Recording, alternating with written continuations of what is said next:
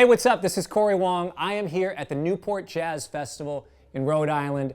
A beautiful location and an incredible festival. Super stoked to play today. And I wanted to sit down for a few minutes and give you guys a little lesson on rhythm.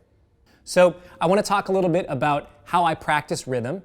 And for those of you who are musicians who play literally any instrument, this applies to you as well. You don't have to just be a guitar player. A lot of times when people want to practice their rhythm, they work on their chops and they think about the actual technical proficiency and execution of things, but oftentimes the mental awareness gets neglected. When I think about rhythm, when I think about timing and execution, really I think about two things. One, can my hands do what I'm trying to do? And number two is, do I have the mental awareness and focus of understanding if something really is in time? If I'm rushing, if I'm dragging, if I'm just pulling things back for a certain effect or pushing things forward for a certain effect. Today I want to talk about the mental awareness side of timing and execution and rhythm in general. So what I'm going to do is I'm going to get my metronome out. It is at 120 beats per minute. And what I want to do is I want to show you a way to practice rhythm, but in the sense of your mental awareness. Now, during this exercise, what's going to happen is I'm going to play the exact same thing chops-wise, hand-wise. I'm going to play the exact same thing. And what I'm going to do is I'm going to give myself less and less accountability regarding the rhythm and staying in time. So here's the first part of it. I'm just going to play a little rhythm guitar thing that I do a lot at 120 beats per minute. And the click is going to tell me every quarter note whether I'm a little bit ahead or behind. I'm going to pay attention. Oh, am I a little ahead? Am I a little behind? And then I'm going to make these little micro adjustments within there. So here we go.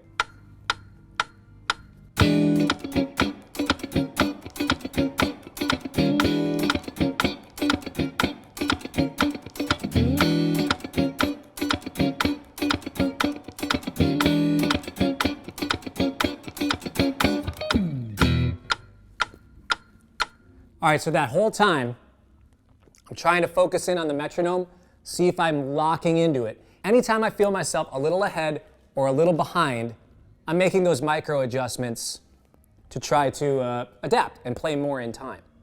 Now, the next step is giving myself half of the amount of accountability. So I'm just going to pull it down to 60 beats per minute, okay? And the way that I treat this is I treat each metronome hit as if it's a snare drum hit. Because normally in the music that I play, it's a lot of backbeat-based music. So every time the metronome hits, it's going to be beats 2 and 4 like the snare drum. And that actually, when I practice it that way, it gives me a little more feel. It actually lets me adjust a little more to the way that this type of music feels rather than everything being so downbeat heavy, it's backbeat heavy. So this is what it sounds like. 1, 2, 3, 4. 1, 2, 3, 4.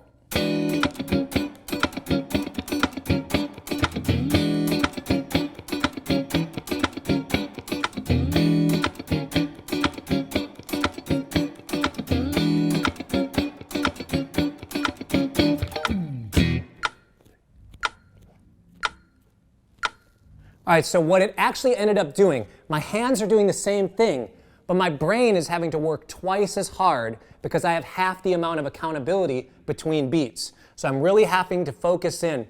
If I get it wrong on beat 2, just adjusting a little more, and then I have to really focus twice as hard. All right, so now let's take it at 30 BPM. What we're going to have is 1/4 of the amount of accountability that we had from the beginning.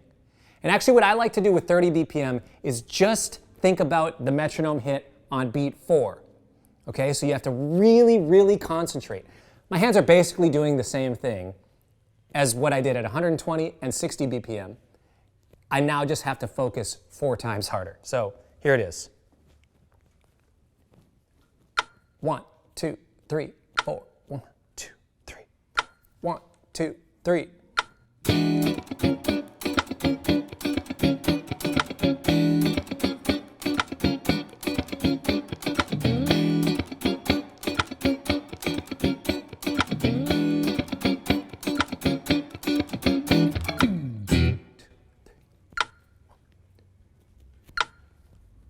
So it's actually kind of a fun game to play with yourself to see how accurate you can be for how long. And then you could take it even farther. Put it at 15 beats per minute and maybe have it like the top of every 2-measure phrase or something like that. It's a really interesting thing to do to really hone in on your mental focus. Because like I said, sometimes people will practice just the hand motion of playing and focusing on that, but they don't always focus on the mental awareness of time.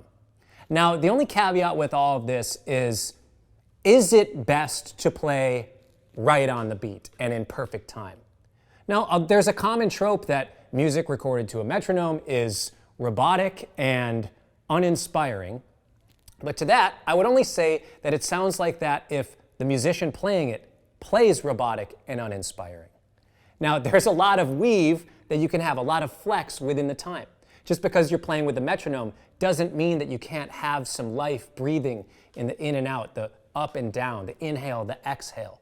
So what's important to do is be able to accomplish this sort of execution, but also build in an awareness for when it feels good to lean things forward, when it feels good to lean things back. And in different styles of music, there are different characteristics of the timing. And if you start to pay attention to that, it'll actually inform the way that you play to help you play in a much more convincing way in whatever style that you're doing, in a more authentic way. All right, so get a metronome, get a friend to keep you accountable, find some way to make this fun. Thanks for hanging out. Again, I'm Cory Wong, Newport Jazz Festival. Incredible place to be. Thanks for watching, and maybe we'll see you playing at this festival someday as well. Peace.